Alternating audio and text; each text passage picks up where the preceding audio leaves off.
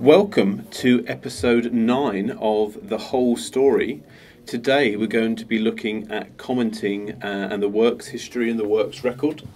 I'm Paul Chandler, product owner for Street Manager. With me today, service design lead Matt Shannon. What are you working on at the moment, Matt? Fee reporting. Wow, so that's coming down the line, is it? Very soon, yes. Cool. So let's get straight into it and have a look at the works record. I wanted to show this to you guys today because we've teased the work record before on a previous episode of The Whole Story, but what we didn't show you was commenting. So I wanted to do that today, and also some of the feedback we've had from the current programme of roadshows that we've been on is that people want to have a look at the work record in a bit more detail and have a look at the works history. So we're going to try and do some of those things today for you guys. So Matt, let's take a little tour through the work record. The work record in Street Manager is the basis of everything really about a works. All the information you need can be found on this page. The first thing to note is our permit reference.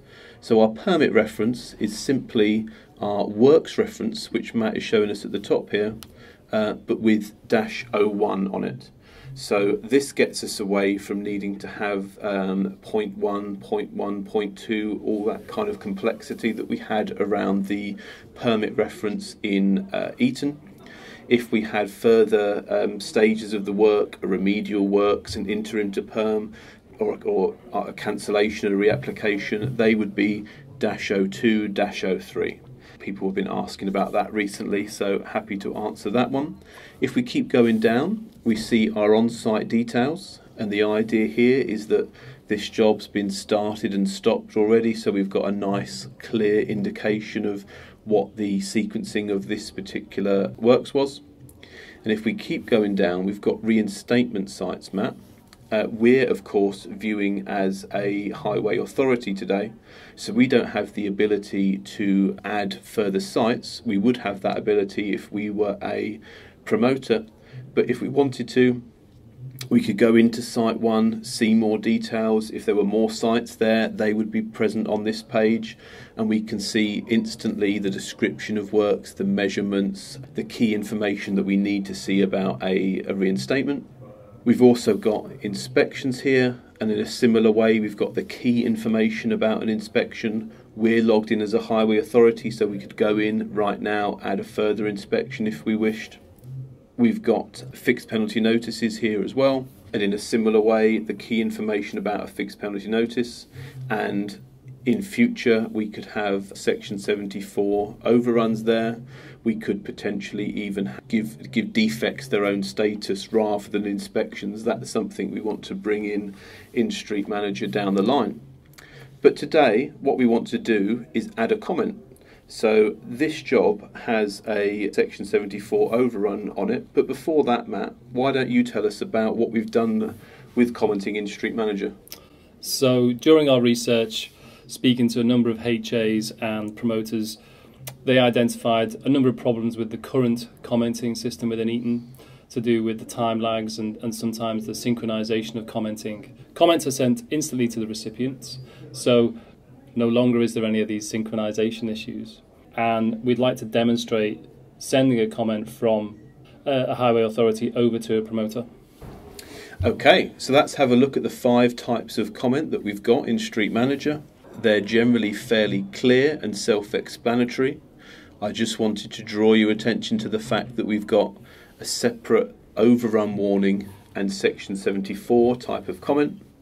The overrun warning is only for the highway authority, and the intention is that it will only be used the first time an overrun starts, and that has the benefit of being a way that we can track the number of overruns in Street Manager. Let's go ahead, Matt, and make an overrun warning comment. So we can just simply say here that barriers left on site, charging has begun today. And what we don't have here yet, guys, is what I would call the generic file upload journey. That's going to come in the near future and going to enable us to upload any type of file that we want onto the work record. So what we could do here is add the comment and immediately add the photo to the work record, and a promoter could use that same functionality to dispute the Section 74, respond to a fixed penalty notice they've received, add a second later traffic management plan, for instance. So lots of uses to that generic work record file upload. But what we'll do now is send this comment. We click add comment, and if we go into our history screen, Matthew, let's have a look at our history screen. We've made some improvements since you last saw it, guys, in an earlier episode. You can immediately see we've started to pick out in bold the comments when they've been made. That should be helpful to people. You can see if different types of comment are made, that's picked out as different topics.